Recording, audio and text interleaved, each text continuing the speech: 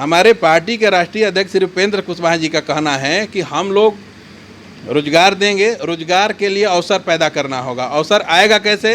तो हमारे किसान भाइयों के लिए जैसे मनरेगा चलता है, तो एक बिहार सरकार द्वारा मनरेगा टाइप का कोई कार्यक्रम लाएंगे जिसमें किसानों के लिए और हमारे नौजवान भाइयों के लिए इंडस्ट्रीज खोला जाएगा, तब जाके नौकरी वगैरह क्रिएट हो पाएगा। इस बार किसकी सरकार? जी हाँ, बिहार में चुनाव है और सभी पार्टियां अपने अपने मास्टर स्ट्रोक के साथ तैयार हैं चुनावी पारी में उतरने के लिए। मैं यशस्विनी स्वागत करती हूं आपका BTV में और इस वक्त हम मौजूद हैं RLSP कार्यालय में, जहां हम बात करेंगे धीरज सिंह कुशवाहा से। सर, आपका बहुत बहुत स्वागत है हमारे चैनल में। जी नमस्कार। बीजेपी ने 19 लाख रोजगार देने का वादा किया है। उन्होंने इस चीज़ को आप कितना बड़ा मास्टर स्ट्रोक्स मानते हैं? देखिए, मास्टर स्ट्रोक नहीं है, ये जुमलेबाजी है। आप देखिएगा कि माननीय तेजस्वी जी भी बोल रहे हैं कि पहला कलम से 10 लाख लोगों को नौकरी देंगे, और बीजेपी का भी घोषणा हो ही गया कि 19 लाख लोगों को हम नौकरी देंगे। तो आप समझिए कि ये नौकरी क्या देंगे? रोजगार देंगे कि स्वरोजगार देंगे? स्वरोजगार में तो ये उलझाया जा रहा है आंकड़ों के खेल में। समझने वाली बात है, स्वरोजगार में तो जूता सीना, पकौड़ा बेचना, हलवाई का काम करना, राजमिस्त्री का काम करना, ये भी हो सकता है स्वरोजगार में। ये सब जुमलेबाजी है और बीजेपी को स्पष्ट करना चाहिए कि कैसे देंगे और क्या क्या किन किन जगहों पर देंगे, कौन इंडस्ट्री लाएंगे। उन्होंने कहा है कि वो हेल्थ के सेक्टर में सिर्फ 1 लाख दे रहे हैं, बाकी सारे अन्य को मिला के उन्होंने टोटल 19 लाख रोजगार का वादा किया है। देखने वाली बात है कि सरकार केंद्र में भी एनडीए का सरकार है और बिहार में भी एनडीए का सरकार है, और बिहार के 12 करोड़ जनता 15 साल आरजेडी का और 15 साल एनडीए का सरकार देख चुकी है, और ये भी देख चुकी है कि 15 सालों में आरजेडी ने कितना नौकरी दिया और 15 साल में नीतीश बाबू ने भी कितना नौकरी देने का काम किया। तो आप देखिएगा, माननीय नीतीश कुमार जी सारे अपने रैलियों में बोल रहे हैं कि कहाँ से रोजगार दे पाएंगे, पैसा कहाँ से आएगा। हमारे पार्टी के राष्ट्रीय अध्यक्ष श्री उपेंद्र कुशवाहा जी का कहना है कि हम लोग रोजगार देंगे, रोजगार के लिए अवसर पैदा करना होगा। अवसर आएगा कैसे? तो हमारे किसान भाइयों के लिए जैसे मनरेगा चलता है, तो एक बिहार सरकार द्वारा मनरेगा टाइप का कोई कार्यक्रम लाएंगे जिसमें किसानों के लिए और हमारे नौजवान भाइयों के लिए इंडस्ट्रीज खोला जाएगा, तब जाके नौकरी वगैरह क्रिएट हो पाएगा। ये सब जुमलेबाजी किया जा रहा है, ये संभव है ही नहीं। आप भी तो रोजगार देने का वादा कर रहे हैं, बट आप कोई संख्या बता नहीं पा रहे हैं। देखिए मैम, हम लोग का मुद्दा स्पष्ट है कि हम लोग शिक्षा पे काम कर रहे हैं, हम लोग रोजगार पे काम कर रहे हैं, हम लोग स्वास्थ्य पर काम कर रहे हैं।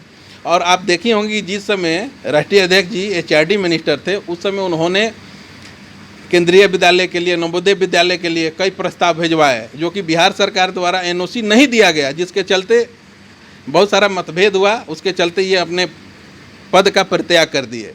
अब देखिएगा कि अगर कोई स्कूल खुलेगा किसी ज़िले में, तो क्या एक ही जाति के लड़के पढ़ेंगे? सारे जाति के लड़के पढ़ेंगे। अगर कोई हॉस्पिटल खुलता है तो सारे वर्ग के लोग जाएंगे उसमें इलाज कराने के लिए। आप देखिएगा, हमारे नेताजी का कहना है कि जिस समय हम HRD मिनिस्टर थे तो बिहार के लोग जाते थे दिल्ली में पैरवी लेकर कि हमारे बच्चे का एडमिशन नवोदय विद्यालय या केंद्रीय विद्यालय में कर दिया जाए।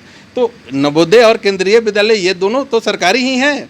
जब नवोदय में और केंद्रीय विद्यालय में अगर बढ़िया पढ़ाई हो सकता है प्राइवेट जैसा, तो पटना के स्कूलों में, बक्सर के स्कूलों में, भागलपुर के स्कूलों में क्यों नहीं हो सकता है? हमारा मुद्दा ये है। आप देखिएगा कि बिहार के 80% लोग दिल्ली जाते हैं एम्स में इलाज कराने के लिए।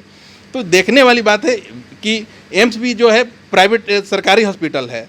जब एम्स में प्राइवेट जैसा दवा हो सकता है, इलाज हो सकता है, तो फिर पटना के PMCH, IGIMS और बक्सर के, भागलपुर के, बेतिया के अस्पतालों में क्यों नहीं हो सकता है? ये समझने वाली बात है। जितना भी ये सब विपक्ष द्वारा ये सब किया जा रहा है, ये सब समझिए कि जुमलेबाजी है, और बिहार की 12 करोड़ जनता मिजाज बना चुकी है। 10 नवंबर को नीतीश कुमार की सरकार जाने वाली है। इस बार चिराग पासवान को साथ लेकर चलने की बात चल रही है, इस पर क्या आप कहना चाहेंगे? देखिए, चिराग जी को तो पहले स्पष्ट करना चाहिए। चिराग जी बोल रहे हैं कि माननीय प्रधानमंत्री जी के विचारधारा से हम ग्रसित हैं और उनके सिद्धांतों पर कार्य करते हैं। इधर कहते हैं कि हम एनडीए के साथ रहेंगे और नीतीश बाबू उनको पसंद नहीं है। तो ये चिराग बाबू को इस पर स्पष्ट करना चाहिए कि हम एनडीए में हैं या कि नहीं हैं। एक तरफ कैसे हो सकता है कि एक तरफ आप बीजेपी के साथ है और एक तरफ से गठबंधन में, एनडीए में रहकर मोदी सरकार की राहों पे चलना चाहते हैं। ये कैसे हो सकता है? आप देखिएगा, माननीय प्रधानमंत्री जी और माननीय नीतीश कुमार जी एक साथ रैलियां कर रहे हैं, सभा कर रहे हैं, इससे स्पष्ट हो रही है। और आप देखिएगा कि जितने भी पदाधिकारी थे आपको बीजेपी के और जदयू से जो भी चुनाव लड़ रहे हैं उनको सस्पेंड कर दिया गया है 6 सालों के लिए। तो इससे साफ जाहिर हो रही है कि उनका एक तरफा प्यार है और चिराग जी को इस पे निर्णय जरूर लेना चाहिए, जिसका हम लोग स्वागत करेंगे।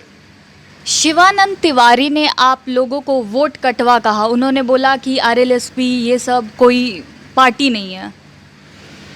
देखिए, शिवानंद तिवारी जी हमारे बिहार के पुराने और अनुभवी एक नेता हैं। कहने के लिए कुछ भी कह सकते हैं, इस पे हमारा कोई टिप्पणी नहीं है। लेकिन ये सोचने वाली बात है कि आप देखिएगा कि बिहार में हमारे पार्टी के राष्ट्रीय अध्यक्ष उपेंद्र कुशवाहा जी लगातार सभाएं कर रहे हैं हेलीकॉप्टर द्वारा। आप देखिएगा जिस तरह से भीड़ आ रहे हैं, इससे साफ जाहिर हो रही है कि बिहार के लोगों ने मन बना लिया है उपेंद्र कुशवाहा के तरफ में कि बिहार में उपेंद्र कुशवाहा जैसा ना कोई स्वच्छ छवि है, ना कोई मजबूत चेहरा है, ना कोई ईमानदार व्यक्ति है। तो उनको समझना चाहिए। अब समझिए कि जाने वाले हैं तो अकबक बात बोल रहे हैं। बिहार की जनता आरजेडी का शासन देख चुकी है, एनडीए का भी देख चुकी है, तो दोनों तरफ से मोह भंग हो चुका है। और हम लोग वोट कटवा नहीं हैं, हम लोग एक बिहार का विकल्प हैं और भविष्य हैं। बहरहाल अभी के लिए इतना ही। बने रहे हमारे चैनल BTV के साथ। और अगर आपको हमारा चैनल पसंद आए तो हमारे चैनल को लाइक करें, सब्सक्राइब करें और बेल आइकन दबाना ना भूलें। धन्यवाद।